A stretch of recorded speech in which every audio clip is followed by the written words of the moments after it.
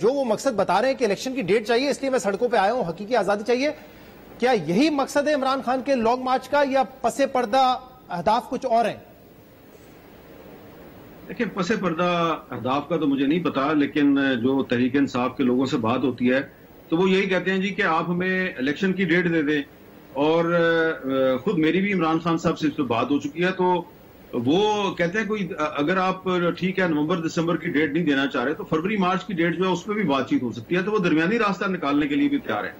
लेकिन मसला यह है कि इमरान खान साहब जो है वो लड़ाई जो है वो उसको अब जो सियासी मुखालफीन है उससे ले गए अदारों की तरफ, और आज तो उन्होंने कुछ फौजी अफसरान के नाम भी ले लिए। तो अब सवाल बहुत से पैदा हो गए हैं कि अभी 4-5 दिन पहले लाहौर में आसमा जहांगीर कॉन्फ्रेंस थी, वहां मंजूर पश्तीन साहब ने एक तकरीर की। उस तकरीर के दौरान कुछ लोगों ने नारेबाजी भी की।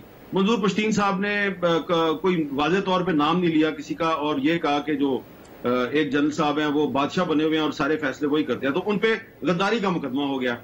हालांकि उन्होंने ये नहीं कहा कि कान खोल के सुन लो। तो आज इमरान खान साहब ने तो ऐसी तकरीर की है, तो अब देखना यह है कि पंजाब हुकूमत जो है वो मंजूर पश्तीन के खिलाफ तो गद्दारी का मुकदमा कायम करती है, तो इमरान खान साहब के खिलाफ मुकदमा कायम करेगी या नहीं करेगी। तो एक अगर आप मुझे बात करने की इजाजत दे दें कि जो हमारी इस्टेब्लिशमेंट है उसको भी अब सबक सीखना चाहिए सारी सूरत हाल से, कि आप जनरल अयूब खान जो है उन्होंने जुल्फकार अली भुट्टो साहब को अपना वजीर खारजा बनाया, फिर उनकी भुट्टो साहब से लड़ाई होगी, भुट्टो साहब ने उनकी जिंदगी में पीपल्स पार्टी बनाई और उनके साथ लड़ाई होगी, और फिर जो है पाकिस्तानी फौज ने जब मार्शल लॉ लगाया 1977 में भुट्टो साहब को फांसी दे दी। फिर नवाज शरीफ साहब हैं, उनको जियाउल हक साहब सियासत में लेके आए। नवाज शरीफ साहब भी फौज के साथ नहीं चल सके और उनको आखिरकार एक दफा नहीं 2 दफा जलावतन होना पड़ा।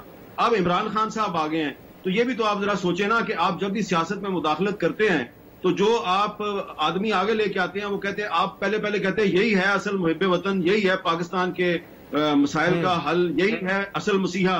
बाद में फिर आप उसी से लड़ना शुरू कर देते हैं। तो अच्छा है, अब आप सियासत में नहीं आना चाहते, लेकिन ये आप अपना भी जरा देखें ना कि इमरान खान साहब जो है 2011 के बाद ISI जो है उसने इमरान खान साहब की सियासी मदद क्यों की और दूसरी पार्टियों से बंदे तोड़ के इनकी पार्टी में क्यों लेके आए। तो किसी प्रेस कॉन्फ्रेंस में जरा ये भी बताएं ना कि माजी में इमरान खान साहब को पालने में आपका क्या किरदार था। बहुत बहुत शुक्रिया हामिद मीर साहब और आसमा शिराजी साहब। ये सवाल कल हुआ भी DG ISI ने जिस पर जवाब दिया कि उस पर फिर कभी करेंगे।